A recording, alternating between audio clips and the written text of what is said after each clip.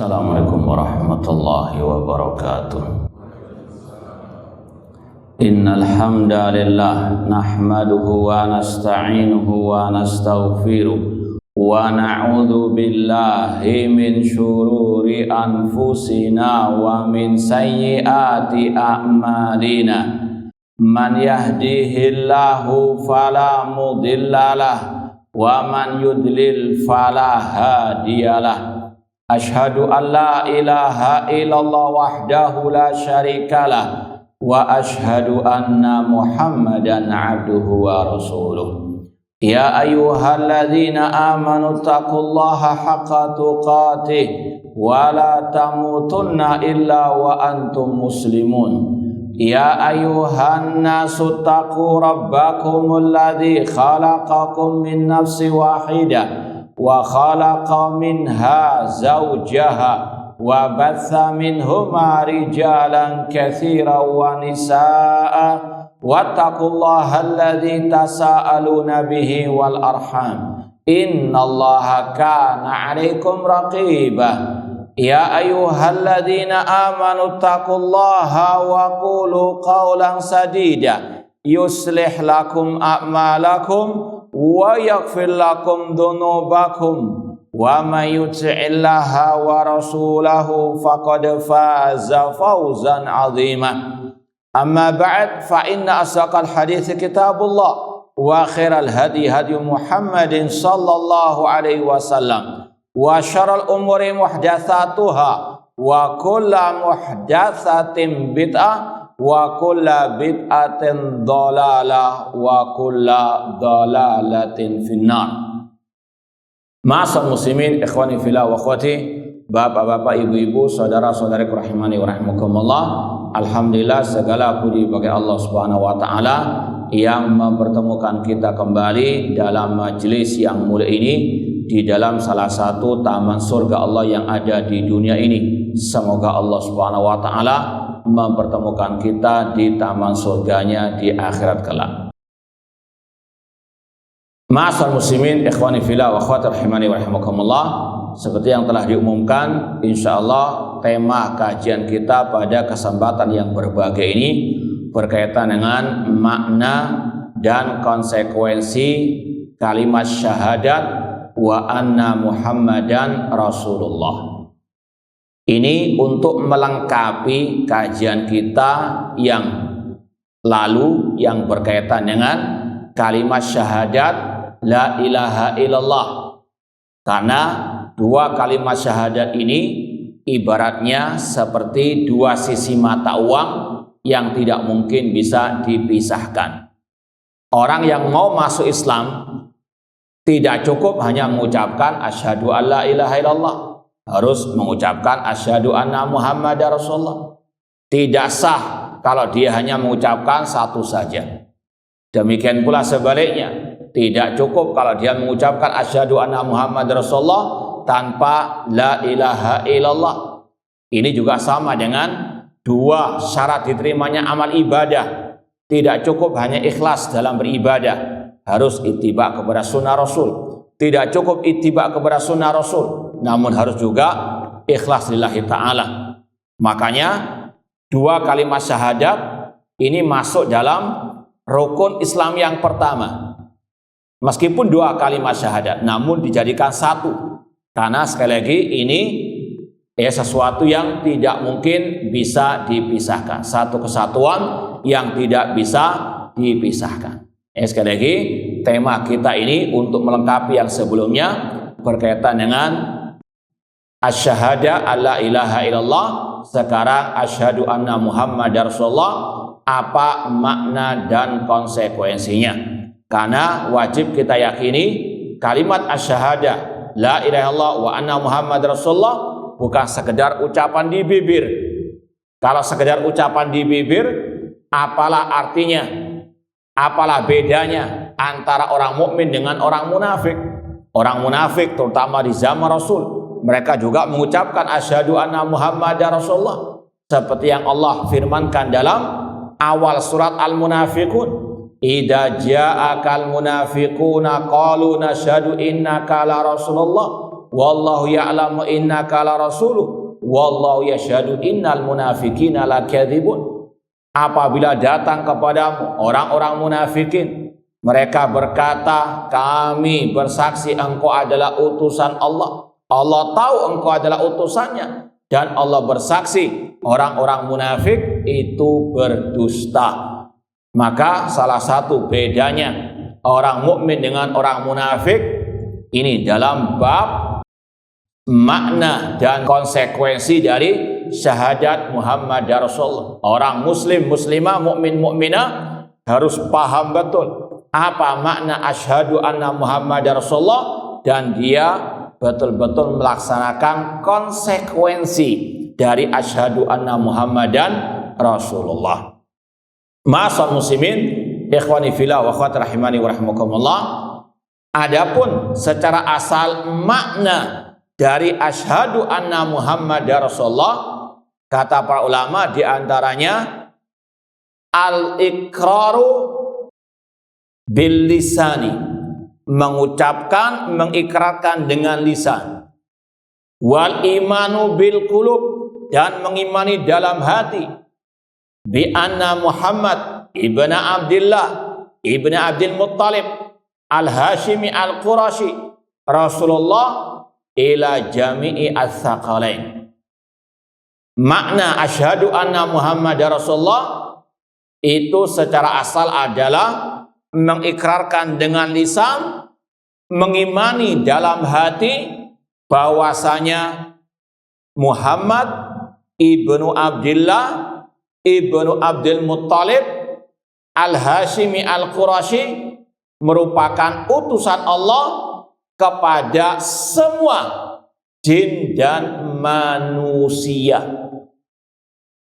Ini yang wajib untuk diyakini, bahwasanya seseorang yang sangat amat mulia yang bernama Muhammad bin Abdullah ibni Abdul Muttalib al-Hashimi dari bangsa Quraisy, beliau adalah utusan Allah kepada dua makhluk ciptaan Allah, jin dan manusia. Adapun Allah mengutus beliau kepada manusia, ini sudah sangat amat dipahami oleh setiap muslim muslimah. Ya ayuhan nasu inni rasulullah ilaikum jami'an. Kul ya ayuhan nas, katakan Nabi Muhammad, wahai manusia, aku adalah utusan Allah kepada kalian semuanya. Wa ma arsalnaka illa rahmatan lil alamin. Tidaklah kami mengutus engkau Nabi Muhammad kecuali sebagai rahmat bagi semesta alam. Mulai diutus Nabi sampai hari kiamat, semuanya wajib beriman kepada Rasulullah sallallahu alaihi wasallam.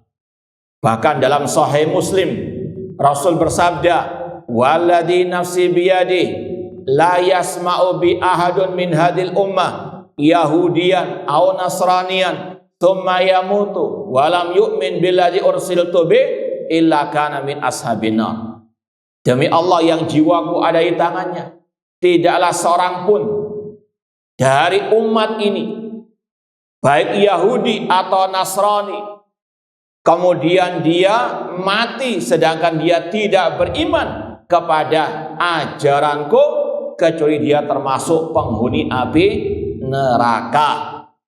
Ya, setiap manusia mulai diutusnya Nabi kita Muhammad SAW yang tidak mau beriman, tidak mau mengucapkan dua kalimat syahadat, maka dia bukan kaum muslimin, bukan penghuni surga Allah Subhanahu wa taala, alias dia pasti kekal di dalam api neraka. Innalladzina kafaru min ahlil kitabi wal musyrikina fi nari jahannam khalidina fiha ulaika hum syarrul bariyah.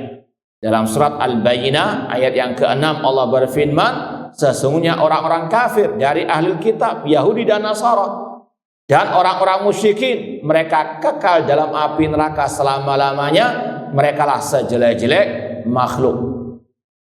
Ini yang wajib kita yakini. Setiap manusia sejak diutusnya Nabi Muhammad sampai hari kiamat harus ikut ajaran Nabi Muhammad, harus beriman kepada Nabi kita Muhammad sallallahu alaihi wasallam. Bahkan tadi bukan hanya manusia, namun jin juga diwajibkan beriman kepada Nabi Muhammad, juga diwajibkan mengikuti ajaran Nabi Muhammad sallallahu alaihi wasallam. Misalnya dalam surat Al-Ahqaf ya, ayat ke-29 dan seterusnya, Allah mengkisahkan bagaimana para jin-jin tersebut mengikuti ajaran Nabi Muhammad SAW. Wa idsarafna ilaika nafaran minal jinni yastami'unal Qur'an falamma hadaru qalu ansitu falamma qudiya wallau ila qaumihim mundirin. Ingatlah ketika kami memalingkan sebagian dari kelompok al-jin, mereka mendengarkan bacaan Al-Quran wahai Nabi Muhammad SAW. Ketika mereka datang menghadiri, mereka berkata kepada yang lainnya, ansitu, dengarkan. Ketika selesai dibacakan, mereka pulang ke kaum mereka, mundirin, memberi peringatan. Seraya berkata, ya kaumana ajibu da'i Allah, wahai kaum kami, ikutilah da'inya Allah, yaitu Nabi kita Muhammad SAW. Maka sekali lagi, tidak ada yang boleh keluar dari syariat risalah Nabi kita Muhammad SAW sampai akhir zaman nanti. Makanya kata para ulama, salah satu pembatal keislaman kalau orang itu meyakini ada seseorang yang boleh keluar dari syariat Nabi Muhammad SAW. Mungkin mengaku-ngaku sebagai wali, mengaku-ngaku sebagai manusia yang punya tingkatan tinggi dalam ketakwaan. Namun dia mengatakan tidak wajib aku mengikuti Nabi Muhammad. Aku punya syariat sendiri. Na'udzubillahi min dzalik. Maka dia telah keluar dari ajaran Islam, bukan pengikut Nabi Muhammad SAW. Sekali lagi, ini makna dari asyhadu anna Muhammadar Rasulullah, mengikrarkan dengan lisan, meyakini dalam hati bahwasanya Nabi Muhammad ibn Abdullah ibn Abdul Muttalib al-Hashimi al-Qurashi adalah utusan Allah kepada jin dan manusia. Adapun konsekuensi dari makna tadi, dari ucapan asyhadu anna Muhammad Rasulullah, yang pertama kata para ulama, tasdiquhu fima akhbara, membenarkan semua kabar berita dari Rasulullah SAW. Membenarkan semua kabar berita dari Rasulullah SAW. Allah berfirman dalam surat Al-Hasyr ayat yang ke-7, wa ma atakumur rasulu fakhudhu, apa yang diajarkan oleh Rasul maka ambillah. Semua kabar berita yang diajarkan, dikabarkan oleh Rasul, maka benarkanlah. Makanya dahulu Abdullah bin Mas'ud radhiyallahu anhu, seorang sahabat Rasulullah SAW, ketika menyampaikan sebuah riwayat, hadisnya dalam Arba'in Nawawiyah juga, Rasulullah SAW dikatakan oleh beliau, haddatsana Rasulullah SAW wa huwa shadiqul masduq. Rasulullah SAW memberitahukan kepada kami, dan beliau adalah as-shadiq, yang benar, yang jujur, al-masduq, yang wajib dibenarkan kabar berita yang disampaikan oleh beliau. Dan waktu itu Abdullah bin Mas'ud meriwayatkan hadis tentang hal yang tidak banyak diketahui di zaman itu, yaitu tentang atwar, yaitu perjalanan manusia dalam rahim sang ibu. Kata Rasulullah SAW, Inna ahadakum yujma khalqu fi batni ummihi arba'ina yawman nutfata. Sesungguhnya penciptaan salah seorang di antara kalian itu dimulai dalam bentuk sperma dalam waktu 40 hari. Ini ilmu, kalau sekarang dinamakan ilmu kedokteran, di zaman itu belum ya, atau masih sangat asing didengar oleh telinga manusia. Makanya beliau mengatakan, Rasul memberitahukan kepada kami, dan beliau as-sadiqul masduq. Artinya meskipun kami tidak pernah mendengarnya sama sekali, atau mungkin pada zaman itu mungkin ya sebagian orang mengiranya tidak masuk akal, namun kata beliau ini wajib dibenarkan, as-sadiqul masduq. Maka sekali lagi, seorang muslimah ketika dia mengingat asyhadu anna Muhammadar Rasulullah, semua kabar berita dari Allah dan Rasulnya wajib dia benarkan. Makanya dalam kitab-kitab akidah misalnya, para ulama ahlus sunnah mengatakan wa qabulu manataqa bihi kitabullah wa masahati riwayah an Rasulullah sallallahu alaihi wasallam. Seperti yang dikatakan oleh Imam Abu Bakar al-Ismaili asy-Syafi'i dalam kitab beliau I'tiqad A'immati al-Hadits. Beliau mengatakan wajib menerima, membenarkan semua kabar berita yang dikabarkan oleh Al-Quran dan yang dikabarkan oleh hadis yang sahih. Masuk akal tidak masuk akal, selama hadisnya sahih wajib dibenarkan. Karena wajib kita yakini ayat hadis yang sahih tentunya tidak mungkin keliru, tidak mungkin salah. Adapun akal bisa salah. Imam Asy-Syafi'i rahimahullah berkata, innalil uqul hududan tantahi ilai. Akal itu punya batasan yang dia berhenti ya pada tempat perberhentiannya. Intinya jangan sampai akal didahulukan daripada hadis Rasul SAW. Ketika disampaikan hadis kemudian mengatakan oh nggak masuk akal, ini naudzubillah min dzalik, sangat bertentangan dengan ucapan asyhadu anna Muhammadan Rasulullah. Makanya ulama salaf dahulu juga sangat keras terhadap orang-orang yang menentang hadis Rasul SAW dengan alasan tidak masuk akal dan sebagainya. Ada ulama dari kalangan tabi'in yang bernama Ibnu Qutaibah rahimahullah ta'ala. Beliau mengatakan idza haddasta rajula bisunnah faqala da'na wa hati alkitab fa'lam annahu dhalun. Kata seorang ulama tabi'in yang bernama Ibnu Qutaibah rahimahullah ta'ala, apabila engkau menyampaikan hadis Rasul SAW kepada seseorang namun dia mengatakan tidak usah pakai hadis, namun ambillah cukup dari Al-Quran, maka ketahuilah dia adalah orang yang sesat. Naudzubillah min dzalik. Ya, sekali lagi, seorang muslim muslimah yang bijak senantiasa membenarkan semua kabar berita dari Rasulullah SAW, entah yang berkaitan dengan masa lalu atau yang akan datang. Contoh misalnya Rasulullah SAW mengabarkan tentang seseorang, misalnya perempuan yang berlumuran dengan dosa alias pezina atau pelacur, namun dia ketika memberikan air minum kepada seekor anjing, Allah mengampuni dosa sang wanita tersebut dan Allah masukkan ke dalam surganya. Ini kabar berita tentang umat-umat yang lalu, wajib kita benarkan. Demikian pula yang akan datang tentang tanda-tanda hari kiamat. Rasul mengatakan tentang keluarnya Dajjal pada akhir zaman. Dajjal manusia yang diberikan oleh Allah keanehan-keanehan untuk menguji manusia, siapa yang beriman kepada Allah dan siapa yang beriman kepada Dajjal.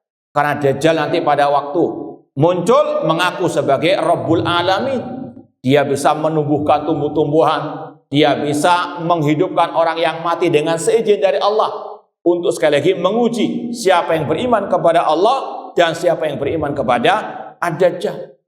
Kata Rasul, Dajjal itu akan muncul di akhir zaman maktubun bain ainaihi kafirun, yang mana di antara tandanya, di antara kedua matanya tertulis kafirun, dan dia awar, dia cacat matanya. Wa inna rabbakum laysa bi'awar, sesungguhnya Rabb kalian tidak awar, tidak cacat matanya. Intinya sekali lagi, seorang muslim muslimah wajib membenarkan semua kabar berita dari Rasulullah SAW. Jangan mengatakan masa ada makhluk seperti itu, yang mana kata Rasul sudah ada sekarang. Ya, di sebuah pulau terpencil, dulu sahabat Rasul yang bernama Tamim Ad-Dari, ketika beliau tersesat di sebuah pulau, bertemu dengan Dajjal tersebut, dan beliau kabarkan kepada Rasul, dan Rasul benarkan sudah ada. Ya, ini masalah gaib. Antum cari di GPS gak akan ketemu. Ya, di mana Dajjal sekarang. Tapi sudah ada. Nanti Allah keluarkan di akhir zaman. Sebagaimana Ya'juj wa Ma'juj, dua kabilah dari manusia yang sangat banyak, yang sangat kuat. Gak ada yang bisa menandinginya di atas muka bumi ini. Sekarang masih tertutup di sebuah, istilahnya, benteng yang sangat kokoh. Nanti Allah keluarkan di akhir zaman. Ini tanda-tanda besar hari kiamat yang wajib untuk kita membenarkannya. Jangan sampai mengatakan, wah nggak masuk akal. Ini sangat bertentangan dengan ucapan asyhadu anna Muhammadan Rasulullah. Demikian pula yang berkaitan dengan surga neraka. Wajib kita benarkan apa yang dikabarkan oleh Rasulullah SAW. Demikian pula yang berkaitan dengan sifat-sifat Allah Subhanahu wa Ta'ala. Rasul yang paling tahu tentang Allah. Rasul SAW yang paling dekat dengan Allah. Ketika beliau mengabarkan tentang sifat Allah, wajib kita benarkan. Masuk akal nggak masuk akal, akal harus ditundukkan dengan Al-Quran dan Sunnah Rasulullah SAW. Contoh, Rasul SAW bersabda, yanzilu Rabbuna tabaraka wa ta'ala ila sama'i dunya hina yabqa thulutsu al-lailil akhir fayaqulu man yad'uni fa astajibalah man yastaghfiruni fa aghfiralah. Kata Rasul, Rabb kita turun ke langit dunia sepertiga malam terakhir. Rasul yang mengatakan, para sahabat yang mereka fasih bahasa Arab, mereka membenarkan apa yang dikatakan Rasulullah SAW. Tidak ngeyel, tidak menolak dengan akal. Wah, nggak masuk akal, masa Allah turun ke langit dunia, nanti Allah di bawah langit dan seterusnya. Tidak ada protes-protes, tidak ada. Sahabat yang bertanya juga bagaimananya turun, tidak dibenarkan. Allah turun sesuai dengan kebesarannya, tidak sama dengan turunnya makhluk, tidak boleh dibayang-bayangkan. Sebagaimana kata Imam Malik rahimahullah, al-istiwa'u ma'lum wal kaifu majhul. Sifat Allah istiwa di atas arsy, Allah tinggi di atas arsy sudah dipahami dalam segi bahasa Arab. Para ulama memahaminya. Istawa artinya ala wartafa, Allah tinggi di atas arsy. Kata Imam Mujahid, ulama tabi'in, mentafsirkan istawa tinggi di atas arsy.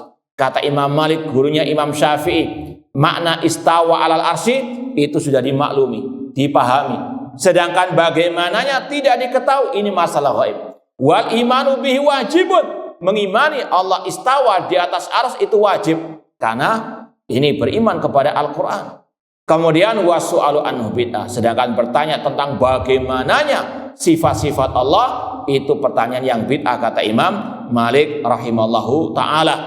Intinya, seorang muslim muslimah ketika mendengarkan kabar berita dari Rasulullah SAW tentang masalah di antaranya sifat-sifat Allah, membenarkan apa adanya, tidak mengingkarinya, tidak menyelewengkan dari makna yang sebenarnya. Seperti sebagian orang mengatakan, oh maksudnya itu yang turun adalah malaikat. Naudzubillahi min dzalik. Sedangkan redaksi hadisnya itu lanjutan hadisnya tadi, fayaqul, dan dia berkata, siapa yang berdoa kepadaku, aku akan kabulkan. Apakah malaikat yang berkata demikian? Tidak mungkin. Ya, ini adalah Allah yang berfirman. Demikian pula yang turun adalah Allah Subhanahu wa Ta'ala. Makanya sepertiga malam terakhir, waktu sahur, ya, itu waktu yang mustajab untuk berdoa. Dalilnya hadis ini. Ya, hadisnya mutawatir kata para ulama. Barang siapa berdoa kepadaku, aku akan kabulkan. Siapa yang memohon ampun kepadaku, aku akan ampuni. Semoga Allah mengabulkan doa kita dan mengampuni dosa-dosa kita. Intinya, ini kabar berita dari Rasulullah SAW yang wajib untuk kita benarkan. Akal dalam Islam itu ditaruh pada tempatnya. Tidak boleh ditinggalkan 100%, tidak boleh juga lebih-lebihkan dari kedudukannya. Kalau akal mendukung Al-Quran dan Sunnah, diikuti. Ya, kalau akal bertentangan dengan Al-Quran dan Sunnah, akal yang wajib dibelakangkan. Ya, apalagi Allah berfirman dalam surat Al-Hujurat ayat pertama, ya ayyuhalladzina amanu la tuqaddimu baina yadayillahi wa rasulih.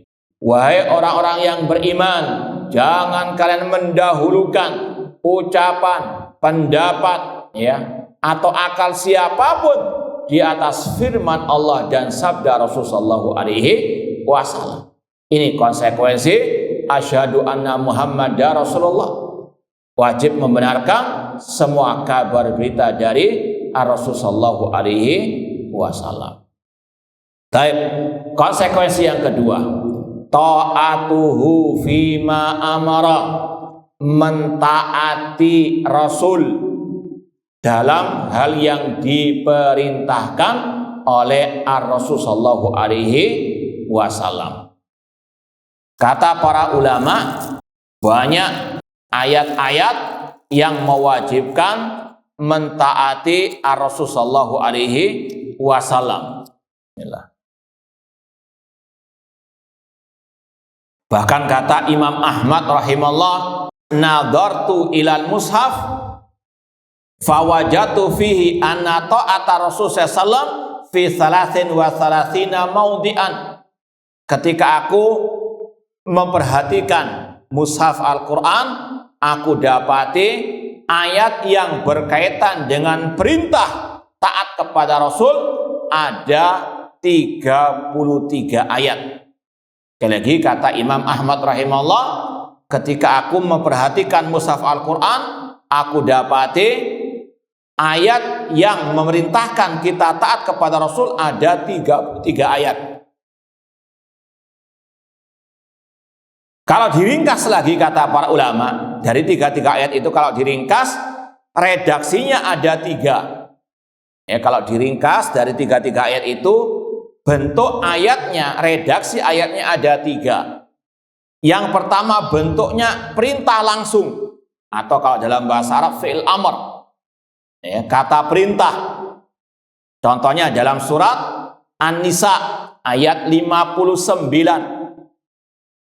Allah berfirman, ya ayyuhalladzina amanu atiullaha wa atiur rasulah wa ulil amri minkum. Wahai orang-orang yang beriman, taatilah Allah, taatilah Rasul dan pemimpin di antara kalian.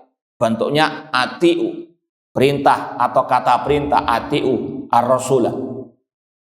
Ini menunjukkan wajibnya mentaati ar-Rasul sallallahu alaihi wasallam. Demikian pula dalam Ali Imran ayat 31, Allah berfirman, Qul in kuntum tuhibbunallaha fattabi'uni yuhibbukumullah wa yaghfir lakum dzunubakum. Katakan wahai Nabi Muhammad, jika kalian wahai kaum muslimin mengaku cinta kepada Allah, fattabi'uni, ittabi'uni. Ini kata perintah. Ittabi'uni, ikutilah aku, ikutilah Rasulullah SAW. Maka pasti Allah mencintai kalian dan pasti Allah mengampuni dosa-dosa kalian. Kata para ulama, ayat ini dinamakan ayatul imtihan, ayat ujian, yaitu ujian bagi yang mengaku cinta kepada Allah. Kalau kalian mengaku cinta kepada Allah, demikian pula mengaku cinta kepada Rasul, buktikan dengan apa? Ittabi'uni, ikutilah aku, taatilah diriku, kata Rasulullah SAW. Tidak ada artinya ngaku cinta namun tidak taat kepada Rasulullah SAW. Kata seorang penyair Arab, taksir Rasulah wa anta tudhir hubbahu hadza muhalun fil qiyasi badi'u. Engkau memaksiati Rasul, tidak mau taat kepada Rasul, namun masih mengaku-ngaku cinta kepada Rasul. Ini enggak connect, enggak nyambung. Kemudian kata sang penyair, laukana hubbuka shadiqan la ata'tahu. Jika cintamu itu betul-betul jujur kepada Rasul, engkau pasti mentaati Rasul. Innal muhibba liman yuhibbu muti'u. Karena orang yang cinta pasti mentaati, mengikuti orang yang dia cintai. Konsekuensi asyhadu anna Muhammadar Rasulullah, konsekuensi cinta kepada Rasul, mengikuti ajaran ar-Rasul, ittiba, mentaati ajaran Rasulullah SAW. Kemudian redaksi ayat yang kedua yang mewajibkan taat kepada Rasul, bentuknya itu berupa pahala dan keutamaan bagi orang-orang yang mau mentaati Rasulullah SAW. Sekali lagi, redaksi ayat yang mewajibkan taat kepada Rasul yang pertama tadi bentuknya langsung perintah. Yang kedua ini berupa keutamaan dan pahala bagi yang mau mentaati Rasulullah SAW. Ayat Ali Imran tadi bisa juga dimasukkan ke dalam kategori ini. Karena Allah berfirman, fattabi'uni, ikutilah aku. Apa keutamaannya? Yuhibbukumullah. Allah pasti mencintai kalian dan mengampuni dosa-dosa kalian. Demikian pula ditambah dengan surat An-Nisa. Insyaallah ayat yang ke-13 Allah berfirman, wa may yuti'illah wa rasulahu yudkhilhu jannatin tajri min tahtihal anhar. Barang siapa yang taat kepada Allah dan Rasulnya, maka Allah masukkan dia ke dalam surganya. Ini pahala, keutamaan orang yang mengikuti, mentaati Rasul SAW. Jaminannya surga Allah. Seperti yang Rasul sabdakan juga dalam Sahih Bukhari. Rasul bersabda, kullu ummati yadkhulul jannah illa man aba. Setiap umatku pasti masuk surga kecuali yang enggan. Kata para sahabat, wa man ya'ba ya Rasulullah? Siapa yang enggan masuk surga itu ya Rasulullah? Rasul menjawab, man ata'ani dakhalal jannah wa man asani faqad aba. Kata Rasul, barang siapa taat kepadaku, dialah yang masuk surga, dan barang siapa yang tidak mau taat kepadaku, maka dialah yang enggan masuk surga. Hadis riwayat Al-Bukhari. Demikian pula di antara keutamaan orang yang mentaati Rasul, ya, sebagaimana dalam surat An-Nisa juga ayat 69, wa may yuti'illaha war rasula fa ulaika ma'alladzina an'amallahu alaihim minan nabiyyin wasiddiqin wasyuhada wasalihin wa hasuna ulaika rafiqa. Barang siapa yang taat kepada Allah dan Rasul, maka mereka bersama orang-orang yang Allah berikan nikmat atas mereka dari kalangan nabi, siddiqin, syuhada, dan salihin, dan merekalah sebaik-baik teman. Ini pahala yang Allah janjikan bagi yang mentaati Ar-Rasul SAW. Kemudian redaksi yang ketiga dari tiga ayat yang bentuknya itu perintah taat kepada Rasul, di antara redaksinya bentuknya ancaman dan siksa bagi yang tidak mau taat kepada Ar-Rasul SAW. Di antaranya dalam surat An-Nisa ayat 14 Allah berfirman, wa may ya'sillaha wa rasulahu wa yata'adda hududahu yudkhilhu nara. Barang siapa yang memaksiati Allah dan Rasulnya dan dia melampaui batasan Allah dan Rasulnya, maka Allah masukkan dia ke dalam api neraka. Semoga Allah menjauhkan kita dari api nerakanya. Ini ancaman bagi yang bermaksiat, yang tidak mau taat kepada Ar-Rasul sallallahu alaihi wasallam atau yang menyimpang menyelisih ajaran Rasul. Demikian pula dalam surat An-Nisa juga ayat 115 surat An-Nisa Allah berfirman, wa may yushaqiqir rasula mim ba'di ma tabayyana lahul huda wa yattabi' ghaira sabilil mu'minin nuwallihi ma tawalla wa nuslihi jahannam wa sa'at masira. Barang siapa menyelisih Rasul setelah jelas kebenaran baginya dan dia mengikuti selain jalannya orang beriman, kami palingkan kemana dia berpaling, kami sesatkan kemana dia tersesat, dan kami masukkan ke neraka jahanam. Ini ancaman bagi yang tidak mau taat kepada Rasul. Allah akan sesatkan orang tersebut. Allah akan masukkan ke neraka jahanam. Na'udzubillah min dzalik. Yang inti dari 3 redaksi ayat-ayat tadi, wajibnya taat kepada Ar-Rasul SAW. Itu adalah konsekuensi kita mengucapkan asyhadu anna Muhammadan Rasulullah. Apalah artinya kita mengucapkan asyhadu anna Muhammadar Rasulullah kalau kita tidak mau mentaati Rasul. Sedangkan tujuan Allah mengutus Rasul ke atas muka bumi ini untuk ditaati. Wa ma arsalna mir rasulin illa liyuta'a biidznillah. Allah mengatakan tidaklah kami mengutus seorang rasul kecuali untuk ditaati dengan seizin dari Allah Subhanahu wa taala. Kemudian ma'asal muslimin, ikhwani fillah wa akhwati rahimani wa rahimakumullah, konsekuensi yang ketiga dari asyhadu anna Muhammadar Rasulullah yaitu ijtinabu ma naha anhu wa zajar. Meninggalkan apa yang dilarang oleh Ar-Rasul sallallahu alaihi wasallam. Meninggalkan apa yang dilarang oleh Ar-Rasul sallallahu alaihi wasallam. Dalil-dalil tadi tentang wajibnya melaksanakan perintah Rasul SAW itu juga kata ulama dalil tentang poin yang ketiga ini, meninggalkan yang diharamkan oleh Ar-Rasul SAW. Di antaranya juga dalam surat Al-Hasyr ayat yang ke-7 tadi, Allah berfirman, wa ma atakum rasulu fakhudhu wa ma nahakum anhu fantahu. Apa yang diajarkan Rasul maka ikutilah, dan apa yang dilarang oleh Rasul maka tinggalkanlah. Sekedar contoh saja, ya, kalau perintah banyak, misalnya perintah wa aqimus shalah wa atuz zakat dalam Al-Qur'an, ya, itu adalah juga perintah Rasul sallallahu alaihi wasallam. Rasul memerintahkan untuk kita makan dengan tangan kanan dengan membaca bismillah. Rasul mengatakan samillah wa kul biyaminik, makanlah dengan menyebut bismillah dan makanlah dengan tangan kanan. Ini perintah, wajib kita apa?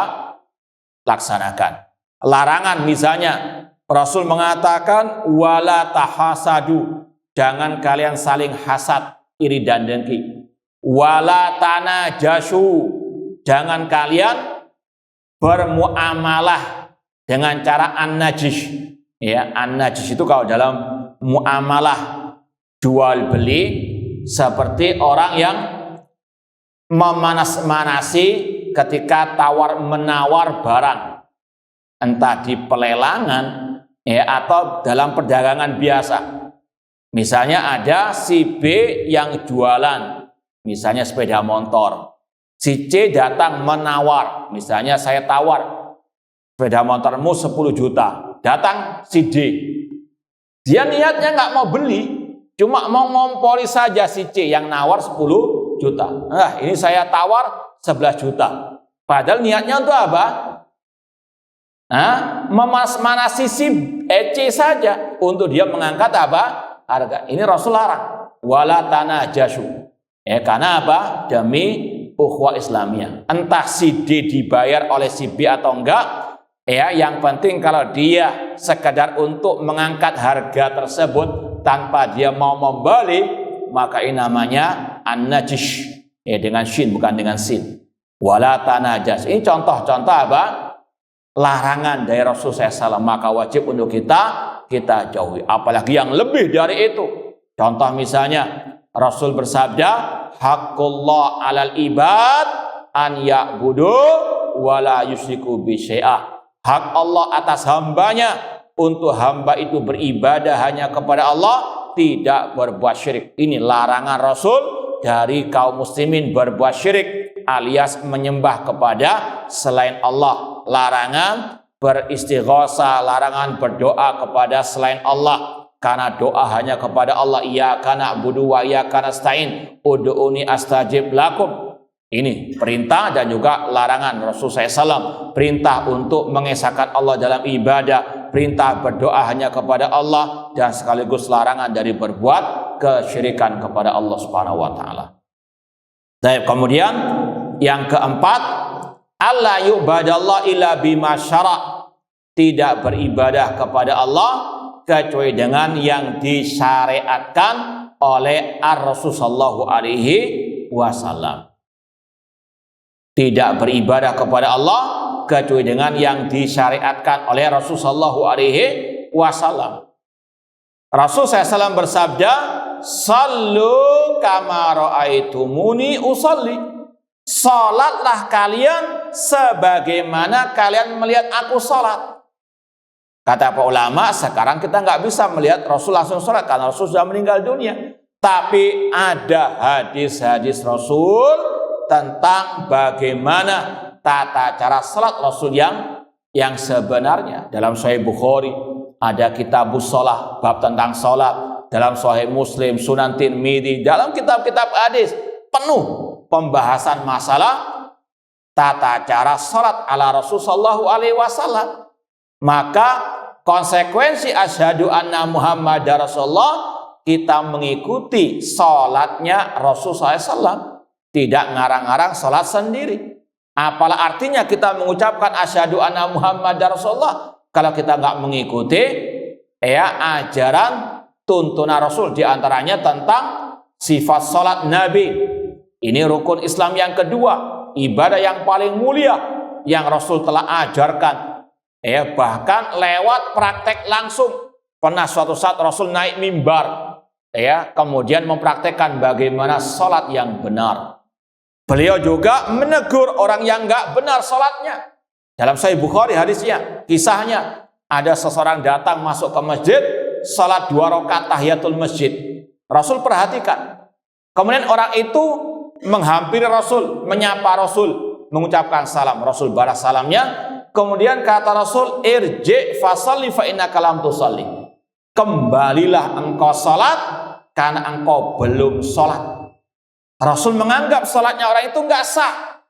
Kemudian orang itu kembali salat lagi. Sampai kalau enggak salah 3 kali orang itu mengulang salatnya. Rasul tetap mengatakan irji fasalli fa innaka lam tusalli. Sampai akhirnya orang itu angkat tangan. Ya Rasulullah, ini yang aku bisa. Maka Rasul pun mengajarkan kepada orang tersebut bagaimana tata cara salat yang benar. Kata Rasul, idza qumta ila sholati fakabbir. Apabila engkau mau salat, langsung takbiratul ihram. Dan seterusnya dari sabda Rasul SAW kepada orang tersebut. Artinya tidak boleh kita sembarangan dalam ibadah. Islam ibadah sudah komplit, sudah sempurna dengan diturunkannya ayat Al-Maidah ayat yang ketiga, al-yauma akmaltu lakum dinakum. Pada hari ini telah aku sempurnakan bagi kalian agama kalian. Bahkan orang Yahudi saja paham Islam sudah sempurna. Kata orang Yahudi kepada Salman Al-Farisi, allamakum nabiyyukum kulla syai' hatal khiraah. Nabi kalian mengajarkan kepada kalian segala sesuatu sampai masalah adab buang hajat. Kata Salman Al-Farisi, ajal, betul. Rasul melarang kami menghadap kiblat atau membelakangi kiblat ketika buang hajat. Islam sudah komplit. Masalah yang sepele saja di hadapan orang, buang hajat itu sudah komplit ajarannya. Apalagi masalah sholat. Maka muslimah yang bijak, dia tidak melaksanakan ibadah salat kecuali dengan dia terlebih dahulu mempelajari bagaimana tata cara salat ala Rasulullah SAW berdasarkan hadis-hadis Rasulullah SAW, tentunya yang as-sahih. Karena Rasul bersabda, man amila amalan laisa alaihi amruna fahuwa raddun. Barang siapa yang beribadah tidak mengikuti ajaran kami, kata Rasul, maka tertolak. Sebagaimana tadi kata Rasul, orang itu sudah sholat berulang kali, Rasul katakan tidak sah. Dan di antara syarah ulama tentang kisah tersebut, karena orang itu tidak tumak nina ketika sholat. Ya, sholatnya apa? Cepat-cepatan dan seterusnya. Maka tidak katakan sah oleh Rasulullah SAW. Ini juga berlaku pada waktu kita puasa Ramadan. Ya, semoga Allah mempertemukan kita dengan bulan suci Ramadan dalam keadaan sehat walafiat, imanan wahtisaban. Ini juga perlu terkadang mempelajari kembali bagaimana puasa ala Rasulullah SAW. Yang mau umrah belajar bagaimana umrahnya Rasulullah SAW. Yang mau haji juga wajib belajar bagaimana ibadah hajinya Rasul. Apalagi Rasul bersabda, khudhu anni manasikakum, ambillah dariku pelajaran ibadah haji. Dan yang terakhir, di antara konsekuensi asyhadu anna Muhammadar Rasulullah, yaitu tidak boleh berlebihan terhadap Rasulullah SAW sampai menuhankan Rasulullah SAW atau menyembah Nabi Muhammad SAW. Dalam hadis Rasul bersabda, la tutruni kama atratin nasara Isa ibn Maryam. Jangan kalian berlebih-lebihan terhadap diriku. Jangan kalian berlebih-lebihan dalam memuji diriku. Sebagaimana orang Nasara berlebih-lebihan dalam menyanjung Nabi Isa alaihissalam. Innama ana abdun, sesungguhnya aku adalah hamba Allah. Fakulu Abdullah wa Rasuluh, katakanlah aku adalah hamba Allah dan utusan Allah. Kalau kita meyakini Nabi Muhammad hamba Allah, beliau manusia, beliau bukan Tuhan, bukan Rabbul Alamin. Allah berfirman dalam akhir surat Al-Kahfi, Qul innama ana basyarun mislukum yuha ilayya, sesungguhnya aku adalah manusia sebagaimana kalian. Maka tidak boleh disejajarkan dengan Allah Subhanahu wa taala. Mungkin dengan beristighatsah mengatakan ya Rasulullah aghisna, ya Rasulullah tolonglah kami. Rasul sendiri istighatsah kepada Allah. Istighatsah itu artinya minta tolong dikala susah. Rasul ketika perang Badar, Rasul istighatsah kepada Allah. Kok ada orang muslim istighatsah kepada Rasul? Naudzubillah min dzalik. Rasul hamba Allah, manusia, bukan Rabbul Alamin. Rasul bisa sakit, Rasul bisa merasakan lapar, manusia. Maka tidak boleh dituhankan. Makanya Rasul mengatakan jangan kalian berlebih-lebihan terhadap diriku. Rasul tidak bisa menyembuhkan penyakit, Rasul sendiri sakit. Rasul SAW minta tolong kepada Allah, Rasul minta disembuhkan oleh Allah. Maka jangan minta kesembuhan kepada Rasul sallallahu alaihi wasallam. Demikian pula syafaat di hari kiamat semuanya milik Allah. Qul lillahi syafa'atu jami'ah, katakanlah syafaat itu semuanya milik Allah. Maka minta kepada Allah, jangan minta kepada Rasul. Rezeki itu milik Allah, dari Allah. Maka minta kepada Allah, jangan minta kepada Rasul sallallahu alaihi wasallam. Berdoa kepada Allah, jangan berdoa kepada Rasul. Ud'uni astajib lakum.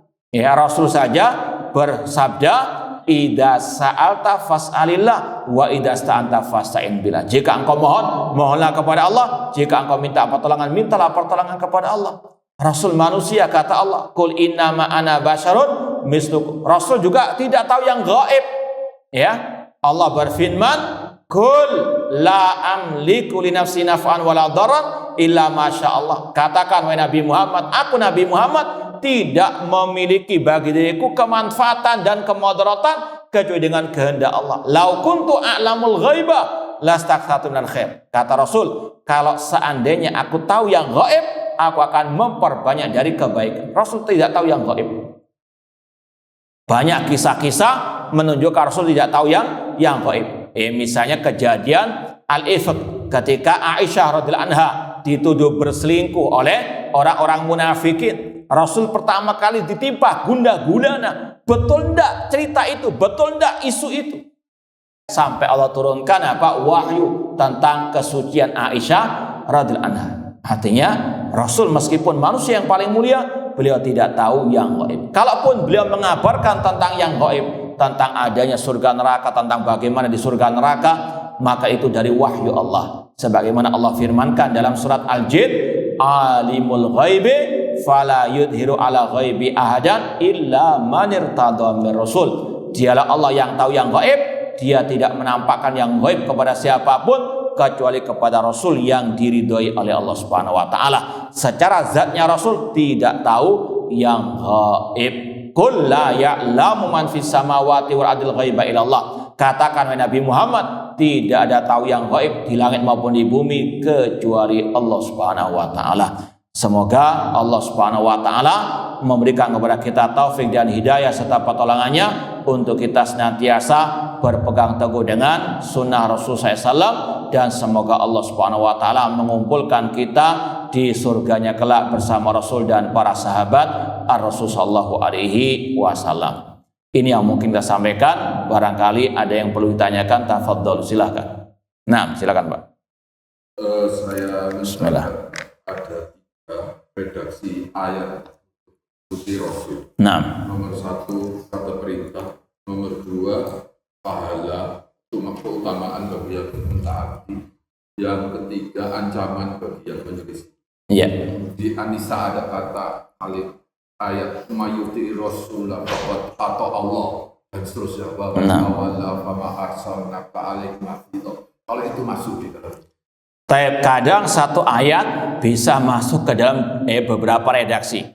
Contoh tadi, man ata'a Rasul faqad ata Allah. Barang siapa taat kepada Rasul maka dia taat kepada Allah. Ini sebetulnya masuk ke dalam redaksi yang pertama. Cuma redaksi pertama itu kalau mau disambung, perintah dan anjuran. Kalau perintah itu dalam arti kalau bahasa Arabnya fi'il amr. Ati'u, aqimus shalah, itu kata perintah, fi'il amr. Anjuran itu enggak langsung perintah, namun anjuran. Seperti dalam surat Al-Ahzab 21, laqad kana lakum fi Rasulillahi uswatun hasanah. Sungguh telah ada suri teladan yang baik pada diri Rasul SAW. Itu enggak ada fi'il amr, kata perintah, enggak ada ancaman, enggak ada pahala, namun itu anjuran. Namun maknanya sama. Maka kata-kata man ata'a Rasul faqad ata Allah masuk ke dalam anjuran. Adapun kata-kata wa man tawalla, barang siapa berpaling, itu kalau kategorinya ancaman. Wallahu ta'ala alam. Intinya ini sesuai dengan penelitian ulama, ayat-ayat yang berkaitan dengan perintah taat kepada Rasul tidak keluar dari 3 redaksi tersebut. Wallahu ta'ala alam. Ada yang lain? Silakan. Nah. Iya, nah. Jadi kondisi Anda yang mengatakan bahwa 3 kali itu ada dalilnya atau taib. Wallahu ta'ala alam. Yang pertama, meninggalkan salat Jumat kalau ada uzur syar'i, ya seperti mungkin sakit atau dia musafir, ya maka tidak berdosa. Ya sebagaimana dalam kondisi apapun, ya seorang muslim nggak punya kemampuan, makanya dalam Islam itu semua kewajiban terikat dengan fattaqullaha mastata'tum. La yukallifullahu nafsan illa wus'aha. Contoh ya, waktu kapan lalu pandemi, ya semoga tidak terulang lagi. Kan ditutup masjid. Berapa kali kita nggak sholat Jumat? Ya, ada udzur syar'i, tidak ada masalah. Ataupun tadi sakit, sampai mungkin juga sebagian orang mungkin sakitnya parah, kondisinya berulang-ulang masuk keluar masuk IGD atau keluar masuk rumah sakit, harus rawat inap di rumah sakit, tidak bisa sholat Jumat. Maka ya ini orang yang ma'dzur, diangkat dosa dari orang tersebut. Adapun yang kedua kondisinya orangnya gak ada udzur syar'i, ya, namun karena hawa nafsu, karena cinta dunia, dia melalaikan sholat Jumat sampai 3 kali. Maka yang benar dia berdosa dengan dosa besar, meninggalkan kewajiban, dan dalam hadis ya dia tercatat ya tergolong orang-orang yang ada perangai kemunafikan dalam dirinya. Cuma tidak sampai mengeluarkan dari al-Islam. Jangankan yang sholat Jumat 3 kali, seandainya dia nggak sholat 5 waktu, ya berulang-ulang terus tiap hari nggak sholat 5 waktu, ini pendapat yang rajih di antara pendapat Imam Syafi'i rahimahullah, dia nggak kafir. Paham ya? Tetap kita yakini orang itu dalam keadaan dosa besar, namun tidak sampai mengeluarkan dari al-Islam. Karena dalam bab takfir, ya dalam bab orang itu kafir atau enggak, keluar dari Islam atau tidak, harus ada dalil yang sharih tentangnya. Nggak bisa sekedar pendapat-pendapat begitu saja. Sebagaimana kata Imam Ibnu Qayyim rahimahullah, al-kufru haqqullah thumma rasulihi yathbutu la bi qauli fulani. Kekafiran itu hak Allah dan Rasul. Artinya yang mengatakan ini bisa membatalkan keislaman, ini bisa mengeluarkan dari Islam, maka itu adalah hak Allah dan Rasulnya. Paham? Wallahu ta'ala alam. Silakan, Pak. Saya pernah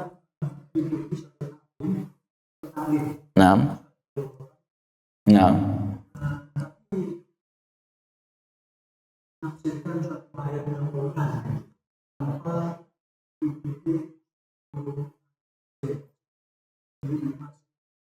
dan tidak pernah menyebutkan dari hadis apapun. Taib.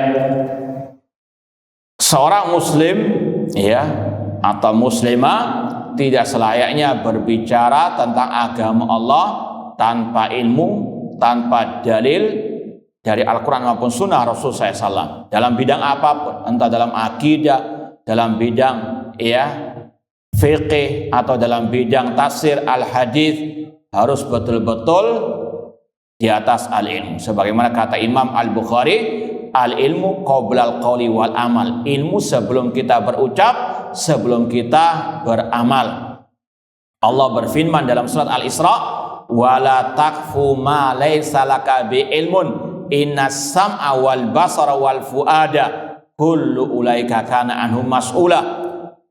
Jangan engkau mengikuti apa yang tidak engkau memiliki pengetahuan tentangnya. Sesungguhnya pendengaran, penglihatan dan hati semuanya akan diminta pertanggungjawaban oleh Allah Subhanahu wa taala. Dulu ada kisah di zaman Rasul. Ada seseorang yang dalam keadaan terluka parah. Dia minta fatwa kepada seseorang, apakah boleh dia tayamum atau dia harus mandi besar ketika junub. Dan orang yang dimintai fatwa mengatakan tidak ada udzur bagimu untuk tayamum, harus mandi, ya. Maka ketika dia mandi besar, dia mati. Maka apa kata Rasul? Qatalu, orang yang memberi fatwa itu yang membunuhnya. Ya, maka ini bahaya berfatwa berkata tentang agama Allah tanpa al-ilmu. Mungkin sekarang enak, nggak ada tanggungan, nggak ada beban. Hari kiamat ada tanggung jawab semuanya. Maka dalam urusan agama tidak boleh asal-asalan.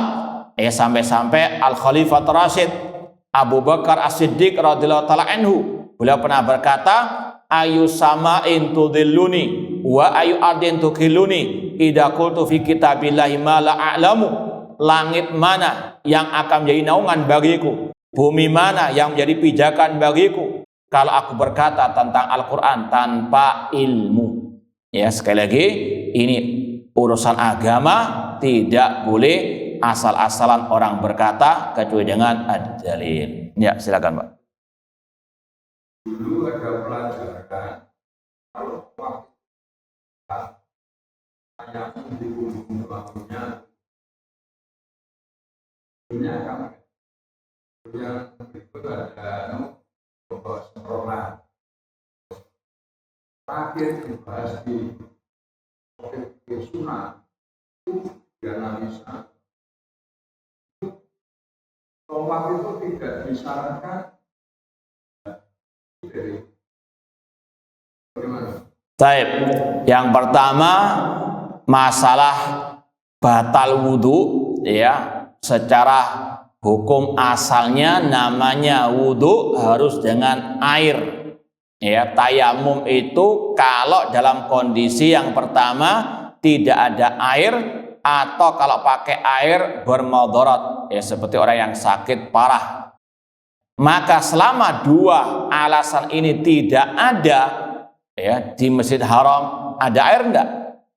Nah, banyak, ya. Orang itu juga enggak ada luka atau sakit, maka tidak sah tayamum, ya, sedangkan kondisinya tadi dua kondisi tersebut tidak ada, tidak sah tawafnya. Sama dengan orang sholat sudah ada tempat wudhu, air wudhu ada, dia tayamum, ya dengan alasan mungkin karena malas atau apapun lah, maka tidak sah. Ya sekali lagi, tayamum itu dalam kondisi darurat. Kalau nggak darurat maka tidak boleh orang tayamum. Adapun yang kedua tadi, ya wudhu namun pakai semprotan. Namanya wudhu sebagaimana tadi ada sallu kama ra'aitumuni usolli, salat wajib mengikuti Rasul. Wudhu juga sama.